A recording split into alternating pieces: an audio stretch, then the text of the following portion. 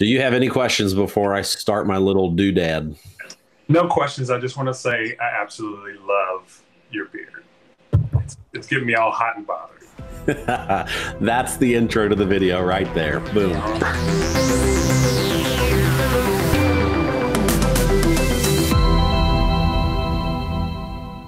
Okay, welcome everybody. Welcome back to Polymath Artist Spotlights. I have today a special treat for you guys. A good friend of mine, very talented dude, probably one of the smartest ones I know, Justin Lee. Say hi to everyone, Justin.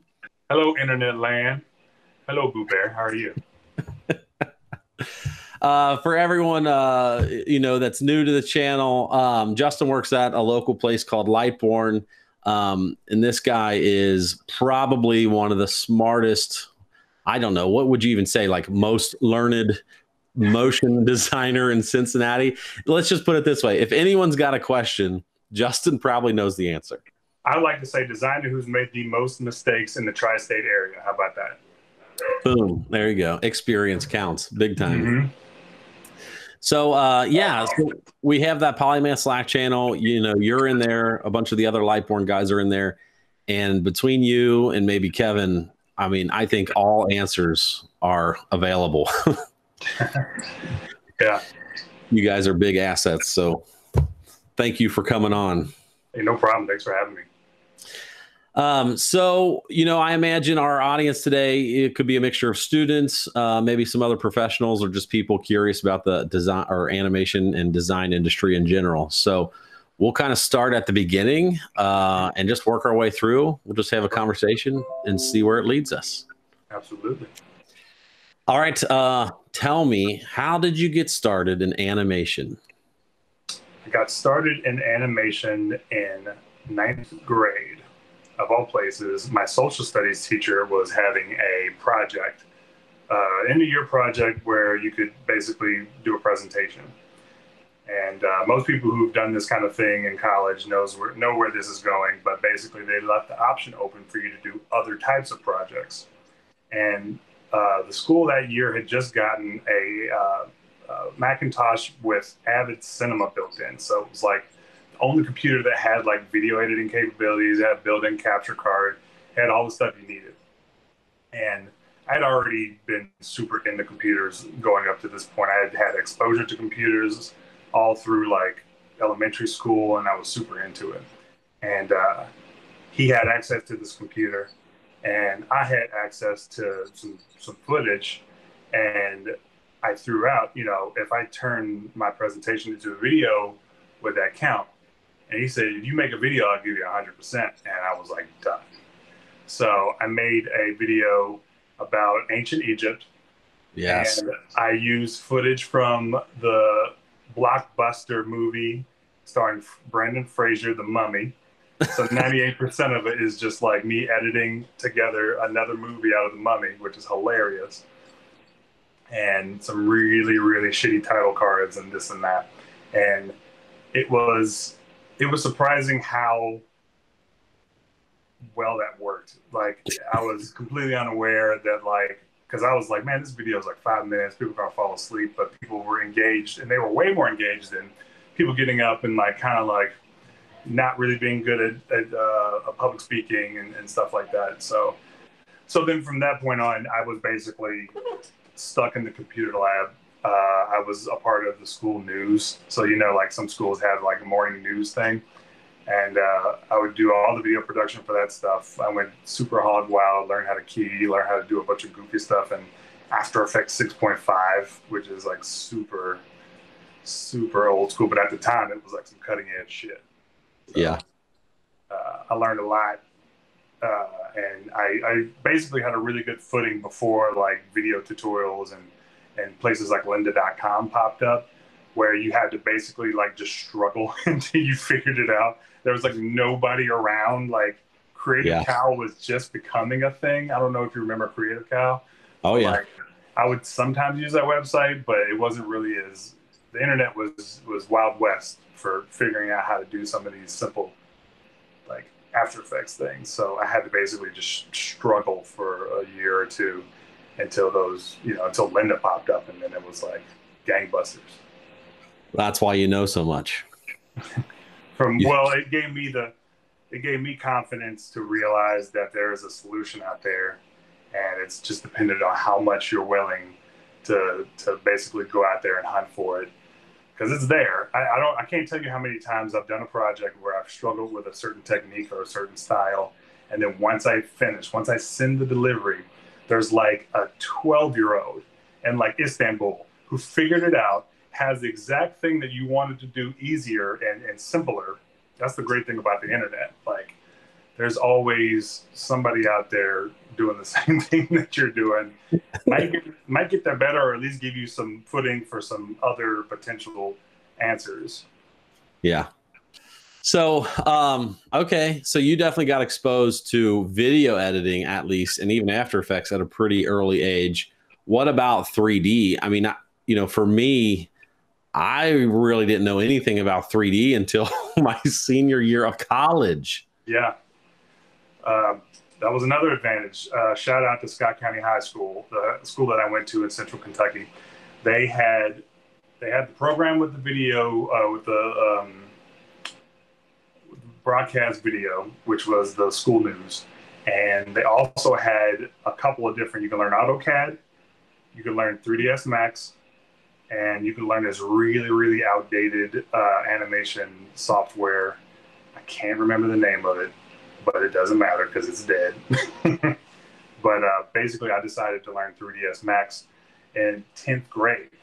So I got to basically learn how to do simple poly editing and how to mess with primitives. And basically 98% of the class didn't care. It was mostly football players. I was the only nerd that was like super into it. Everybody else was like spinning around teapots and like making them like go this way and up and down. But I was trying to figure out how to like create things that I could put in a video. Yeah. And I got really close, but I was never able to, because our computers weren't strong enough to like render out a sequence. And I didn't know anything about network rendering or anything like that. But the teachers noticed that, and they basically just was like, whenever you want to come in here and learn, like, come on down. And that's basically what I did from 11th grade on, was just hang out in that computer lab. That's awesome. And you were in 3DS there? 3DS, I want to say 7, something like that, like a very early iteration. Yeah. So, yeah. What were there any teachers in particular that kind of helped further you along, or? That was the other unfortunate thing, was that was also where I started to become that person you were talking about, where people were asking me how to fix stuff, because the teachers that ran it, the first one was a baseball coach. So I don't know if that tells you anything, but basically he gave us like a binder and said, figure it out. And like whenever somebody would run into an issue, like, go ask Justin, he knows something. I'm sure he knows. And then of course I would figure it out in like 6 minutes. Okay. Well, that explains a lot. Well, that's cool. So you went from high school, and then where? Where'd you go to school after that? So I played 1 year of basketball and determined that I wanted to go to another school. Met my wife, and we kind of consolidated, and we went to Berea. They had pretty much the same things that I was looking for, actually more opportunities. They had a PR department that had a full edit suite, and they had, like, you could actually work at their PR department as their editor as a student and get paid. And it was like, that's pretty much like an intern job without actually having to deal with the financial burden of actually going out to do an internship. So there was a lot of things that I learned, and there was a lot of, like, we had a person who was working there who was had broadcast experience, taught me about beta, how to work on beta, and how to like do transfer stuff like that. Like, I learned a whole bunch of stuff that's completely dead now, but I actually value learning those processes, because when you learn those processes, you see parallels and learning new things, where it's like, oh, I remember when I learned beta, there were these weird hiccups and glitches in the process of getting it onto tape. That's the same thing like that I feel what I see when I like learn something like Unreal. I just started digging into that and was like, I'm starting to see some like overall parallels when it comes to like learning things and running into obstacles and stuff like that. Yeah. And what I'm starting to notice more too with your backstory, I think it's helpful for 3D artists to go through like some form of, cinematography or editing or just being a camera operator, like knowing how real video is created and captured and processed and edited. It all translates, right? And I mean, it all feeds into each other, because I can remember Joel Gottrod teaching me about like focal lengths on a camera lens, Right. and what that does to your 3D animation and stuff, or just your scene in general. But it's cool to hear you talk about how focused you were on video early on, because I think that shows in your work today. Yeah. Well, and there was a lot of opportunities for me to fall on my face before I actually like got out there. Specifically, like going back to that beta thing, I remember going on 2 shoots with this guy, and he's like, you know how to set up a shot, right? I was like, yeah, sure. And I got in there, and it was like those old school, like really detailed beta cameras that have all the like little like knobs and doodads and shit. And like I'd sit there and like start spinning stuff, and I'd hear something crack. I'm like, oh, don't do that. And like I just basically like eventually had to stop and go, I don't know what I'm doing. It was a big deal for me, because up until that point, even today, I still struggle with having to stop and like pull myself out and go, I need help. And I was with somebody who actually could help me. So he taught me a lot about that specifically, like how to how to ask for help. Yeah. And also when to know when you're drowning.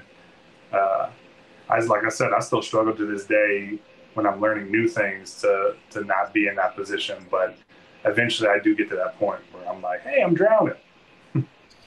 I mean, that gives me 2 thoughts. So one is, again, I'm really glad that you're part of the Polymath Slack channel, because that kind of is that mentorship program, right? It's like we'll get younger people join it, and some people post work or they have a question, and they have access to you guys, and that's huge. So you helped, or you were helped by someone, and now you're in a position to help other people.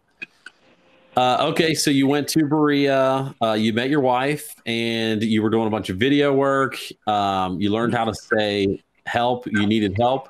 So where did you land right out of college? Did you start working somewhere? For one summer, I did a brief internship for just the summer while I was off at a place in Richmond called Pinnacle Productions. That was another opportunity to do basically the same thing. He did videos for nonprofits. So it was a lot of exposure to Appalachian, Kentucky, because that was kind of where we were at the time. And like I said, just more opportunity for more development in video and in production. And it was another one of those situations where I was exposed to a lot of things that I kind of knew, but I think that was the point when you start to realize the whole lifelong learning situation, where even though you know that thing, you get exposed to it enough times, you're always, and if your mind's open enough, you're going to always experience a new thing if you're ready to experience it. And that's the one thing, especially now with the whole sheltering in place and me learning a bunch of new stuff, is constantly trying to keep myself in that kind of, that brain state where like I'm always like recognizing when I do the thing that I've done before, there's some new opportunities to learn some shit.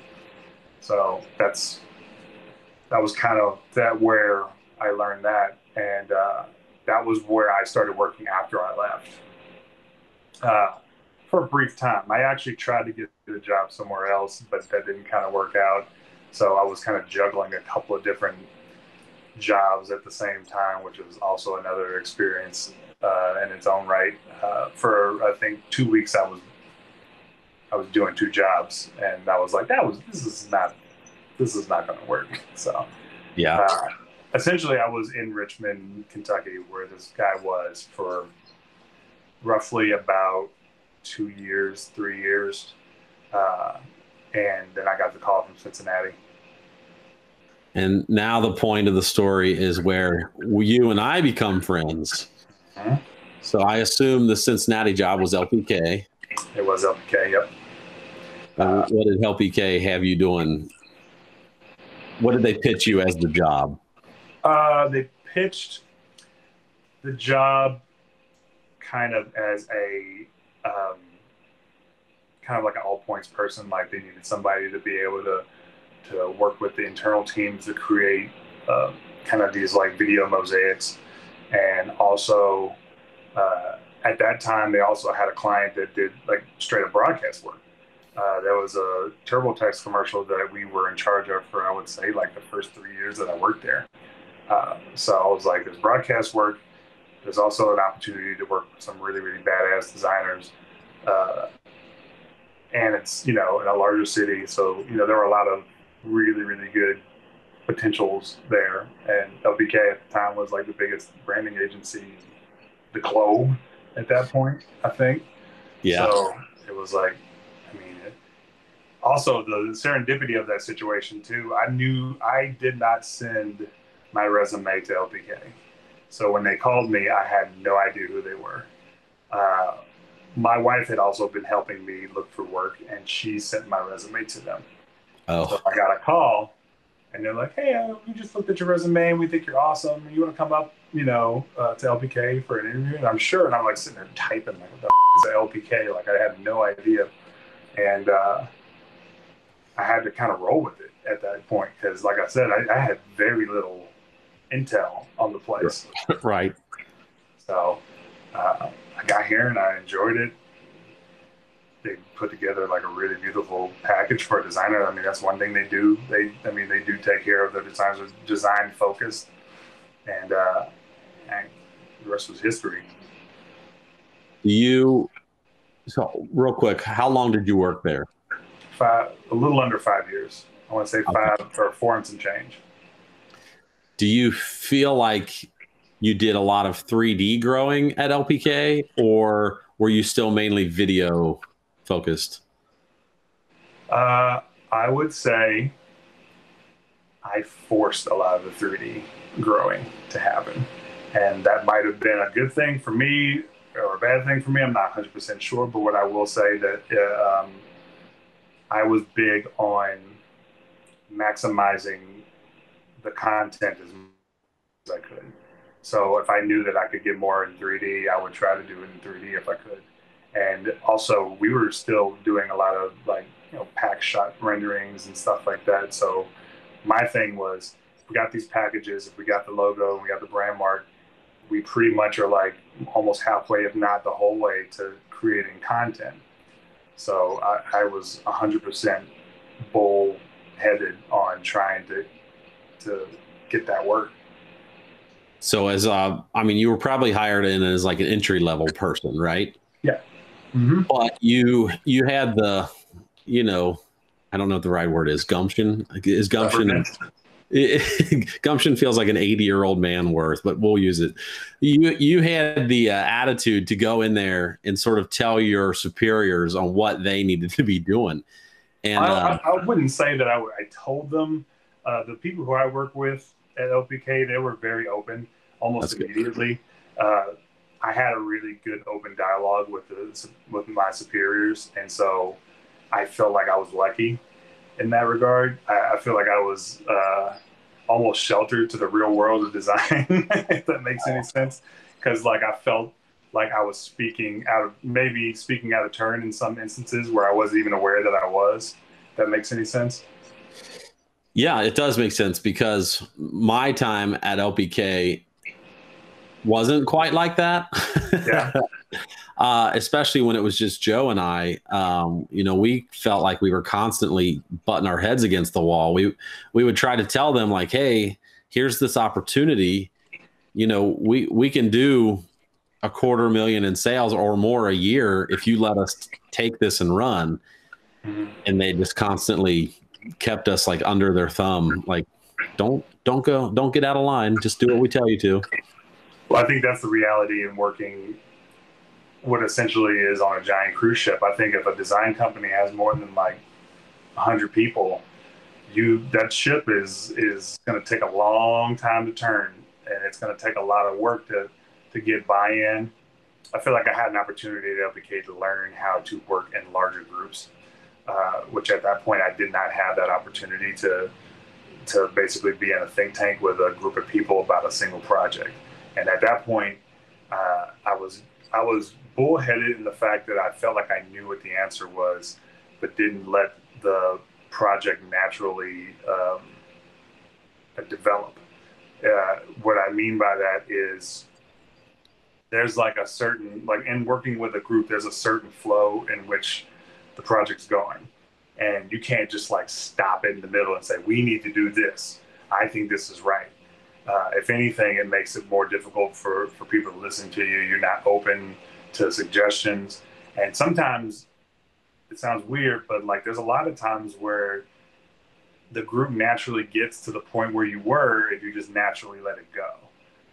It doesn't always happen, but there's a lot of times where it benefited me to sit down and sit back and listen versus doing most of the talking, because most of my talking was very abrasive in the situation, or I didn't know how to insert myself in a very intelligent way.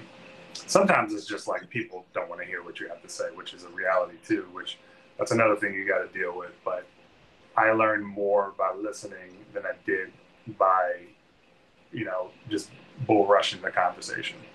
Yeah. That's an important lesson for students in particular to learn, I think. You should always speak up, right? Like speak up, speak your mind, because you might know something that other people don't know. But yes, when you're a part of a larger company, sometimes you do just have to accept the fact that you can't get your way all the time. And sometimes it's not even that. It's just like, is this the moment where it's time to do that? There's a lot of opportunities that need to be taken, and you can even tell when you miss them. But there's also moments where I've seen people fall into that trap door, where it's like you didn't get what you wanted, and you're kind of like you're boxed in because now everybody thinks you're the difficult person. Yeah. You talking about Joe? Or are you talking? I'm just kidding. I didn't say that. If he ever watches this, he knows the story. We always everyone would say he's a dick, right? So we try to rebrand Joe within the company. Is like, oh, that Joe, he's such a delight to work with. You rebranded a person. That's hilarious. We rebranded a person inside of a company to try to solve for the scenario that you're painting. I mean, but like, that's kind of the reality, that 90% of it is perception, or I would say a large percentage is perception. And you do have to deal with that in a larger firm. Sometimes you have to deal with it in smaller firms, like going about the process like there's nobody else involved does not work out for you at the end of the day.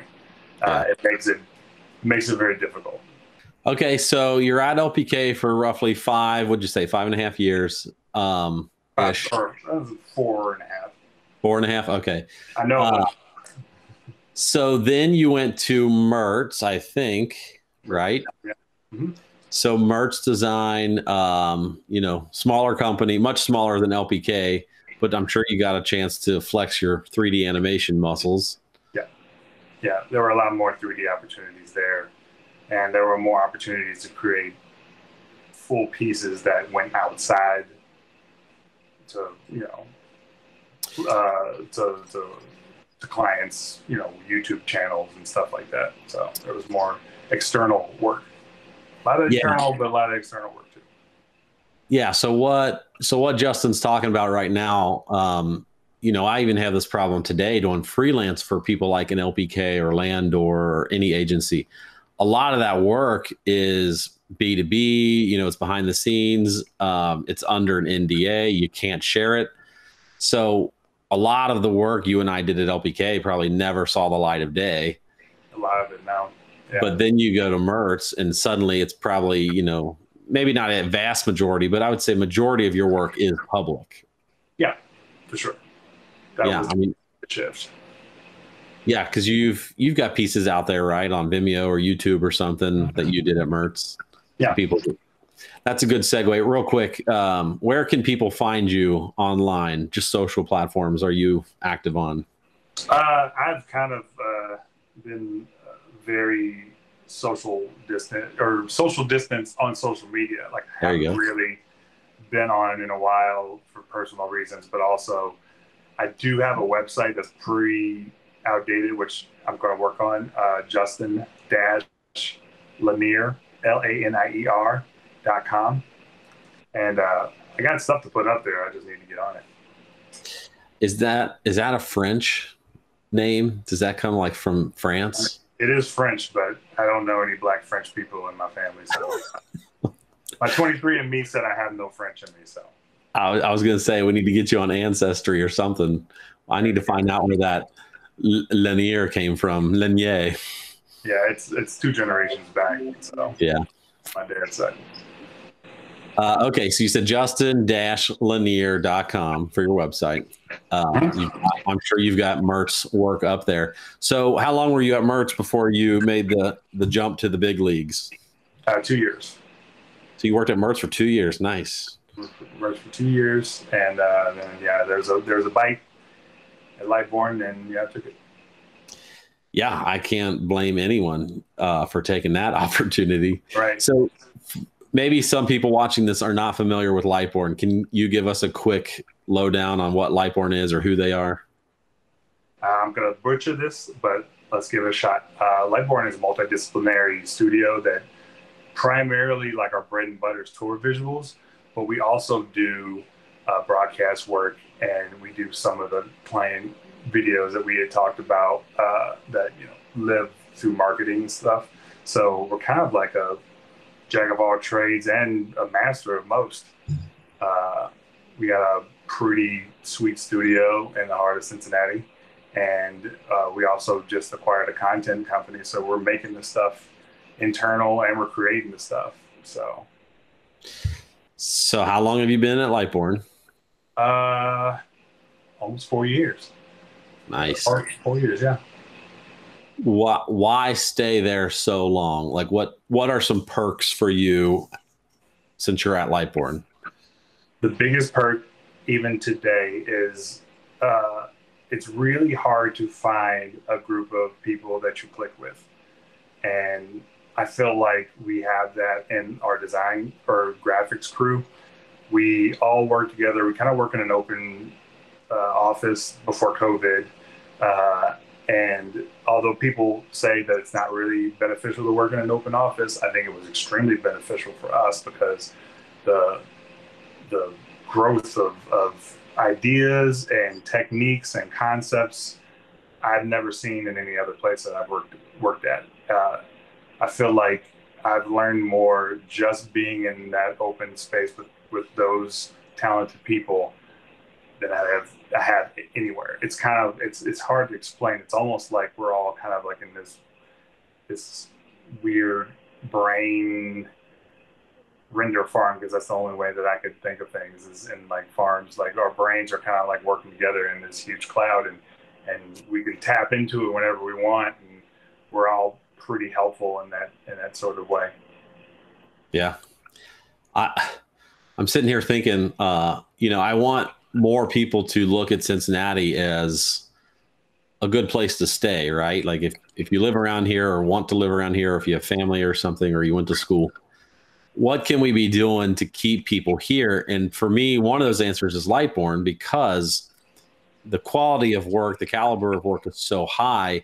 You guys are really kind of untouchable. No one in this city is doing anything close to what you guys are doing. I mean, I'm trying to come, I guess as close as I can on my own, but you guys are, a team of highly talented people working in unison. But I mean, I say that to,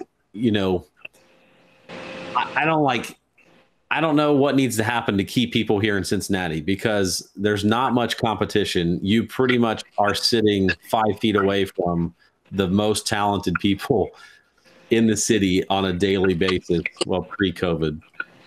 Mm-hmm. But, yeah, I don't know. Do you feel like Lightbourn is good enough? Do you feel like you're still trying to grow and expand into other areas? Like, do you want more broadcast work? The beautiful thing about Lightbourn, too, the other beautiful thing is that there is no lack of work. whatever work you would be talking about broadcast, you'd be talking about the tour visual stuff, you'd be talking about any type of like experimental new thing, like when we did Blink, or potentially learning new software. Like there is no lack of stagnation at Lightbourn, and that's another great thing for me because I have attention deficit disorder. Like I kind of need to keep things moving. If I don't, things start to kind of dwindle. So that's been a great thing. I think when you going back to the first point about keeping people in Cincinnati, it's keeping the connection between everybody with what you're doing with the Cincy Motion meetup, and people knowing that there's people who exist outside of their small circles, I think is extremely important. I didn't know that Cincinnati even existed before I got that phone call from LPK. So like I said, it all goes to connection and even being aware that these people exist. Is it almost do you think it's kind of a waste of my time to like try to be a drop in the ocean and, attract top tier talent to Cincinnati? Like, because I mean, everyone's in LA and New York, right? Well, I mean, you're talking to a biased person in this situation. I'm not from LA and I'm not from New York, and personally, I think their cachet sometimes is unwarranted in terms of the fact that there are tons of talented people in the inland. You know what I mean? Yeah. So I think it could potentially start from a community level. If there are younger kids who know that this exists and they can become very talented if they put the work in, I don't think you need a talent from New York or from LA. I think you have talent here, and if you can foster and grow that, I think it can happen anywhere. Yeah. It's been nice the past couple of years. We've had some new talent just slightly outside of the city come into Cincinnati. Mark Wilson, we've done an artist spotlight with him. Jake Thomas, he's from Chicago, I think. But yeah, so it is starting to happen. That's cool to hear you say that. But maybe we're slowly making it happen. Okay. Anyway, back to your Lightbourn story. What is the biggest perk, or what are some perks to working at Lightbourn besides just, I assume, a better salary? Well, for me, and it's primarily like from a creative design perspective, it's the working with other top talent and being able to call on them for help when you need it. That's obviously a big perk. Having access to a mass amount of technology. So for me, I am a render hog. I think I wouldn't be the only one in saying that. And we have access to a render farm, and also have access to a lot of different assets and things that make the process easier. For me, also personally, I tend to be more on the scattered side when it comes to client relations. We have producers that are like the top in the game. I absolutely love my producers because it's really hard to do that shit. I'm not good at it. So, should we give a shout out to Lauren Bentel? To Lauren, shout out to Ryan, shout out to the ladies of Lightborne. Yeah. Make my job a whole lot easier. That's on Twitter? Is it only Twitter or is it elsewhere? Ladies of Lightborne. I think it's on Instagram too, I think. Okay. Yeah, so everyone go find Ladies of Lightborne and follow them on Twitter and Instagram. Yeah, I mean, that's one thing I don't have right now is, any type of help in the producer arena, right? It would be super nice to have like a project manager to just be that wall, be that gate between me and the outside world. But I have trouble with that because I'm also like the face of the company. Like, I live in that gray area. It's like, okay, are you a freelancer or are you a business? And Yeah. some of my clients hire me because they know me. And it's like, as soon as I put up that wall, that person in front of us or between us, that can cause some bad juju or just bad things. Sure. Well, and for me, I do some freelance. I've done freelance in the past, and it's what highlights the fact that I know that I'm not good at it. It's not necessarily like uh, uh, it's just those little things that a producer can do very well that you don't have time to do, and you're just not even aware that it's a thing that you need to do. Uh, and I limit my freelance time just for that reason. I know I can't take on multiple clients and also have a job. Like that's really hard to manage. So I like I said, I absolutely respect the job. I respect the things that need to happen on the client side because at LPK we kind of had client service people, but we didn't have a dedicated producer that helped keep things basically afloat. Yeah. So my outside perspective on that is, I think at LPK we had client service people and we thought that they were being helpful, and I'm sure they were trying to be helpful. But the problem is after meeting, talented producers like Lauren and Ryan, the people at LPK don't know what they're talking about. Lauren Bentel, I don't have as much of a relationship with Ryan, but Lauren, I know, can talk the talk. I mean, she can be in front of a client and actually talk through things. But she knows when to ask questions to us and when to manage the client on her side, which are all, like I said, really, really important things whenever you're juggling a massive undertaking. Yeah.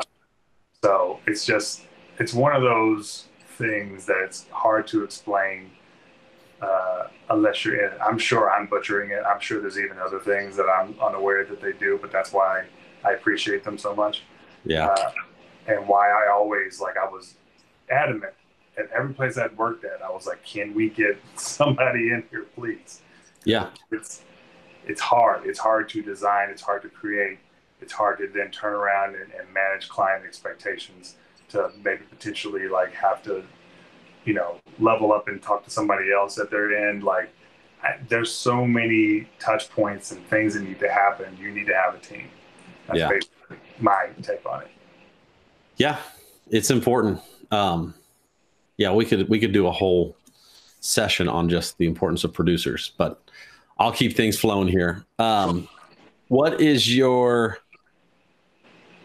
your favorite kind of work that you're doing at Lightbourn, and why? I like doing tour visual work because it is a creative and technical challenge. Every project that we take on, which is what I love about Lightbourn, we are not shy away from doing what we can to make it as awesome as humanly possible. And they're also very open to collaboration from us to add our own flavor on it. There's been so many times where our creative director, Ryan McCosker, would come in and I need you to put your fancy on it. And I'm like, oh, I got you. I got fancy. I got fancy for days. So that's been awesome. And when you succeed at it, it's a really, really great feeling because you know that it's it might show some of these tour visuals things it'll show once, show twice, or show, during the span of a short tour. But I've gone to a couple of these and hearing crowd reactions to stuff that you did, it's pretty awesome. I can't front. So you're actually getting to go on site and sort of troubleshoot the visuals, make sure everything's going as planned. Mm-hmm. You guys will even make last minute edits a day before, right? Oh man, we've been in situations where there were design changes days before, and wow. Working with Neil Smith specifically, I've gotten to learn about how to be that flexible. I've never seen such flexibility. It's like some Cirque du Soleil shit. The way we change stuff around here, which has been awesome to see. It's slowly opening my brain up to how to make the impossible possible. It's a new level of being flexible, right? Yeah. I want to be so rigid in my process that it's okay, here's storyboards, here's your, style frames, here's your animatic, here's your rough cut, and we're done. Oh, there's a lot of tours that we've had where we did not have time for that. and we had to almost go straight into creating the scene in 3D and making some cameras and praying to all the various gods that you can pray to that you'll have something in like a weekend. And somehow we keep doing it. It's ridiculous. Who is your favorite tour? Who's your favorite artist? My favorite artist. See, that's the issue I have with that question is that I put so much into each one of them. It's really hard for me to limit it down to like I love this tour the most. But I will say that the stuff that we've done for Zach Brown has been the most varied and the most stylistically vast amount of stuff that I've seen anybody, a single group do. And I still am proud that when we saw it live, it was like, man, this is like a movie. Yeah. We did a whole ass movie. That's awesome. So I miss working with you guys because I did a couple tours too with you. Do you remember Taeyeon? Oh yeah, I remember Taeyeon. I like that project too, but it was the cultural differences kind of almost worked out in this sort of weird sort of way. Like the things that I thought was cool was working. Like I didn't think that anything was gonna stick, but it was like whatever we threw out there, I was like, yeah, I like that. Keep doing that. I'm like, cool, all right. I kind of get the sense that like K-pop fans in general are just like, hey, if it's different, it's awesome. Yeah, I think so. Just create something. I wouldn't mind doing more of that. Yeah, it's very true. Like a lot of it was really cool. Yeah. Man, yeah. Okay, so since you're so flexible and since Neil has made you a Zen master at changes. Let me say, I'm not as flexible as he is. He can take his foot and like bend it around his shoulder blade. Like I'm probably closer to like 50%, 45-degree angle. Like you can touch your toes. I'm still in your world where I want to do things a certain way. I have to keep taking parts of the process and throwing it out, as I go. And I'm getting better at it, but I'm still kind of working on that. Yeah. Yeah. Well, what's a typical, if you don't have to be super flexible and you can run a project how you would normally run it, what's a typical workflow look like? Like what are the gates? How many rounds of revision, or how does that normally work for you? I can speak to that more clearly on the freelance end when I've ever done freelance projects. I know this about myself. I know that the first 30% of a project for me is utter hell. Like it takes me so much time to get over the hump of the first half of the first, I'd say, like I said, 30% of the project. And that part is survival for me. Usually for a lot of people, it's the other half, it's the end. But for me, it's the front end. And my workflow has turned into, at the very beginning, what can I do to survive that first 30%? Because once my brain kicks on and all the cylinders are firing, I could become more flexible. I could work in the project. I'm in there. It's just getting my head wrapped around the onus of the project and being able to respond. So the first half for me is to get as much information as humanly possible. Information from the client, information period, like maybe I need to learn a new thing, or maybe there's some assets I need to develop or find. Those are the things that, like I said, I typically try to get through as best as I can. Because historically throughout my career, that's the part where things can get hazy. So once on the other side of 30%, for me, that looks like a cameratic. For me, that looks like style frames that are basically storyboarded. So like highly rendered style frames that basically are the piece. Each shot has its own style frame. And that I can basically take and I can animate each individual part and bust it out. If I got to do VFX, or if I got to do post work, I can start working on that too. So once I get to that point, then I think I've been technically able to get over that and get through the project a lot faster. So let's just say, I don't know, let's say it's a minute long piece. You're doing like a commercial. Mm-hmm. Um, and these numbers aren't right, but let's say there's like 15 boards in your storyboards, right? Like there's 15 panels. Mm-hmm. Pretty When chaotic. when you do style frames, are you doing a style frame for each and every panel in that storyboard, or do you just pick a couple? It would be a couple in a normal project. We were talking about ideal land. Ideal land for me would be I could lay it all out so then I could go straight to animation. Yeah. Because we all know there are in betweens and there's like detailed shots, or you'll start to work on those style frames or off those style frames, and you realize there's like a whole section that we can even think about. And for me, that's where I could get lost in the details. And so it's playing that balance game of not overdoing it on the details with storyboards, but making sure that I have enough there to where I don't get lost in the quicksand of the project. Yeah. You have the white paper trauma, or that's what I like. Yeah. I see a blank sheet of paper and I'm like, oh no, you think I can create anything? Like I can just create whatever I want. And then you think of nothing. Well, also there's a danger in that too, in the fact that somebody can say, "I want some real cool stuff." The hell does that mean? Right. Like, my idea of what cool is and what your idea of cool is totally different. We've been exposed to totally different environmental stimuluses. So I will give you something, and I think it's cool, but because you historically don't like the color purple, none of it's cool. Yeah. And I got to basically play the game because the client will tend. I mean, I've had experiences where it's like, I don't like this. I'm like, what's wrong? And it takes a certain amount of time to realize, oh, they don't like the color purple. And you kind of got to be patient and really listen, because sometimes they'll give you the hint, and you really, if you miss it, you'll be kind of once again lost in that quicksand. Yeah. Well, you have producers, so you're not totally dealing with that, right? No, and we have a creative director that plays that game, and Yeah. we don't have to deal with that.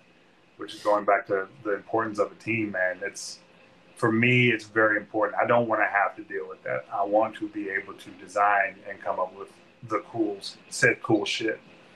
How how many do you have, like just a rough, 2 rounds of revision? Do you feel like you're constantly giving so many rounds of revision, or do you kind of just let them have however many it takes because you're limited by time? I'm in a weird place. Even personally, with my freelance projects, revisions has slowly become this kind of nebulous thing. It's a gray area. Uh, Sometimes you only have time for like 2 rounds of revisions, say, for like a tour visuals, because it's the project's coming real soon, so you have to try to get there as close as you can in that first thing, Right. and give them the opportunity to respond to it, basically. Uh, for me, going back to that first 30%, in my experience, the more I focus on that first 30% in an intelligent way that doesn't burn a lot of time, it prevents that back half from being so bad. It almost, but it requires a lot of communication with the client, or a lot of communication with your internal team, and making sure that we're all on the same page. Which is the awesome thing about Lightbourn, is that we're constantly talking. Like, we're all talking about the project in different sort of ways, and it kind of opens up this part of your brain. Oh, they were talking about doing this. I didn't even think about that. So that's the advantage of that. Yeah. But for me, if you could nail it, at least get closer than you would normally in that first 30. So, like, for example, I wouldn't want to send out something that's less than half done, because that has never worked out for me.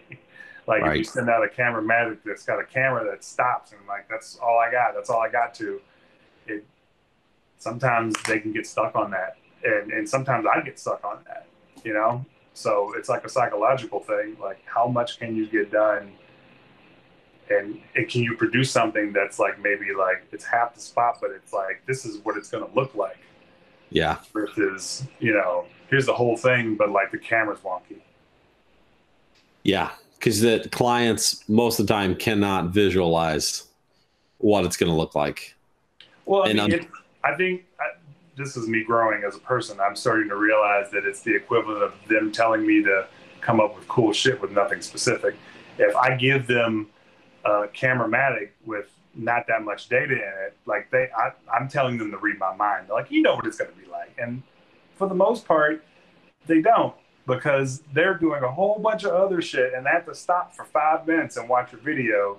Right. And it's like a bunch of FPOs and a bunch of like real like shitty JPEGs floating around. Like, it's just really hard to juggle that. And so I'm trying to be more from that perspective as I go.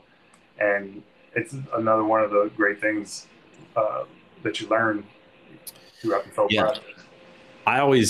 I try to tell, like, if I have an intern or if I have freelancers working for me, my thing is like, push it further, faster. Like, if you could push it farther along early on, then they have more to sink their teeth into and react to. Mm-hmm. But you're also balancing that with, like, you don't want to just work your ass off and over deliver everything. Well, and also reality, like, there's just not enough time in the day to do said thing. And sometimes for me, I don't realize that until I'm like halfway through and I'm like, shit. This is due tomorrow and I'm only halfway done. Like, but yeah. Okay, here's a curveball for you. What are 3 core principles in your life? Something, or what do you live your life by? It doesn't have to be work related. Just what are important things to you? I don't have any fancy sayings, but I can say them in normal language with some curse words. One of the main ones is not being afraid of the work. I really have an adverse reaction to, I run into an obstacle and I can't like figure it out without a lot of work. Don't let 2 hours of what you could figure out to automate that you can't figure out in like, just doing the work in like an hour and a half. So say in a modeling situation, I've been working a lot on modeling. There are a lot of instances as I am learning where I'm like, I don't know how to do that thing, but I know enough to figure it out to get the quads looking relatively okay. I know there's a better way to do it. But if I spend the next hour trying to figure out how to do that, I've wasted an hour and then I got to try to do it and fail. So it's figuring out how to know when to pull the ripcord. And you know that there's a way to do it. And eventually you might have to just say, I have to do it that way right now. And then I'll circle back and figure out how to do it right later. That is a big thing that I struggle with sometimes, but also I notice I do with other things in life.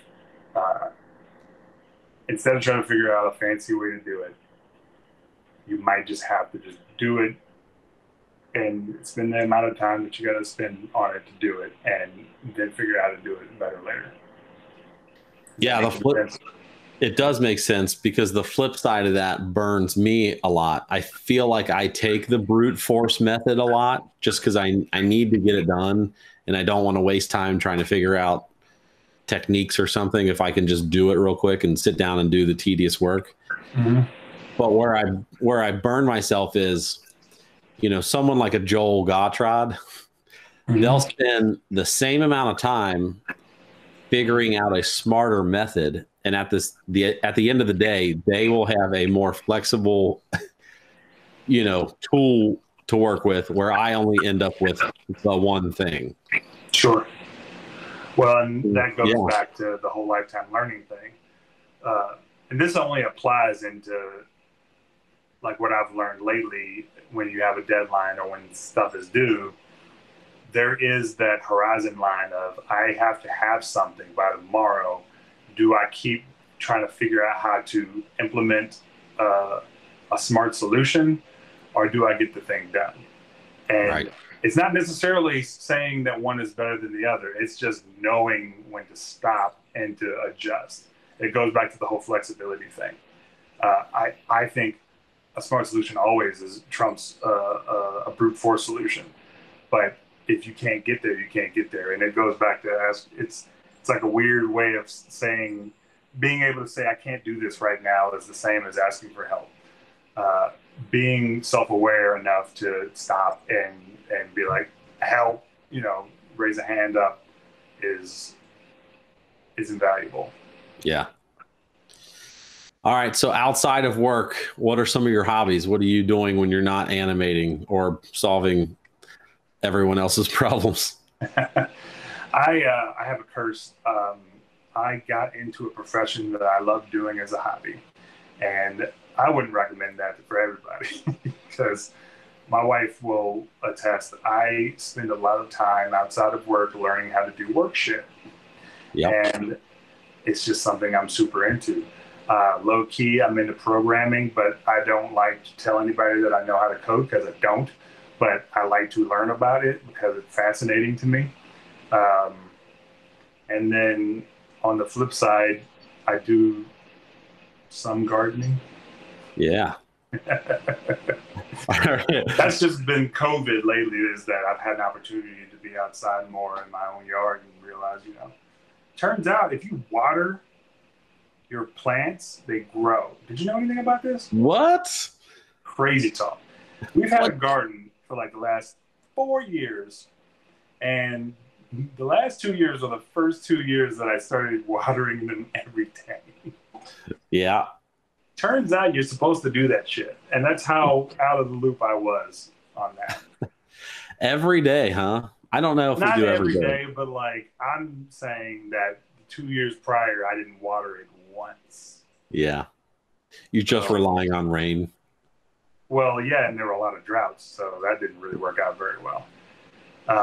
It's more of I haven't had time to actually pay attention to my garden, and so now it's like I'm super into it. I have a tendency when you ask me about my hobbies, I'm into what I'm into in the moment. So like right now I'm into gardening.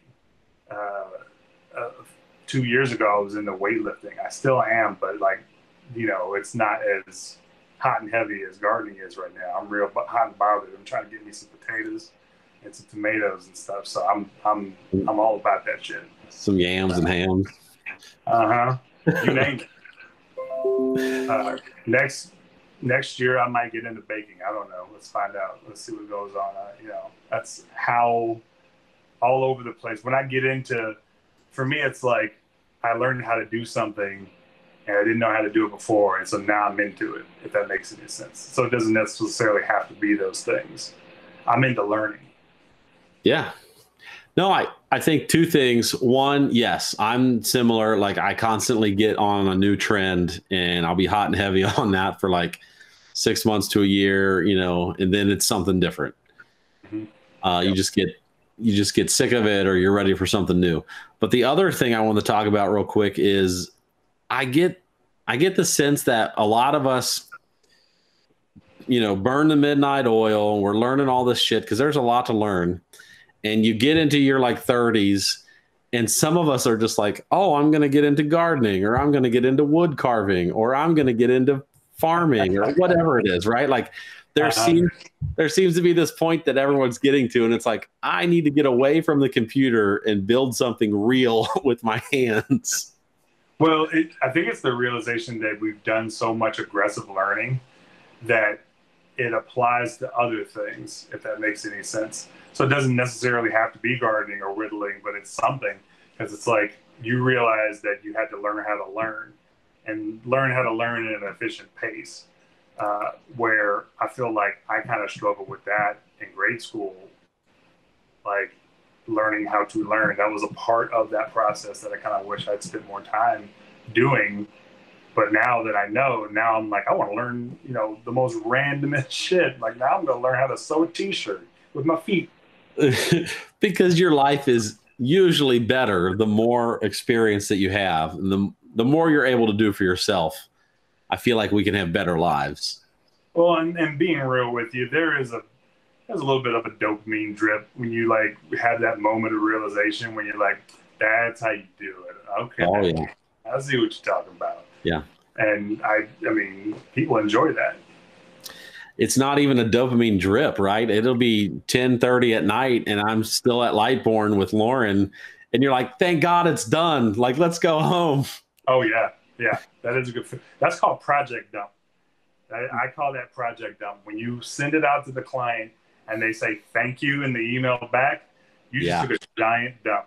You just take all that shit in your head and you're just like, I'm done. Like, clean the slate. It's like curling. You like let go of that stone and like.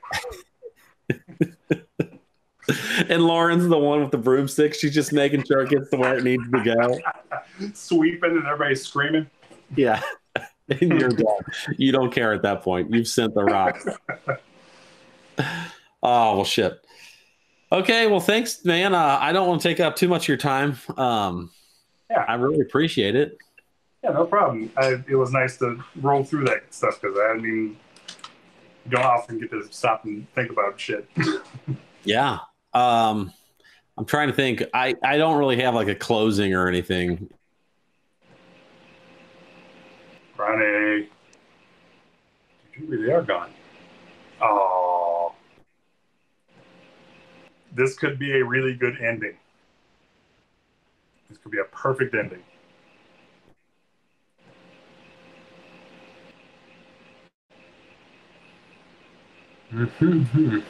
Yeah, he's not coming back.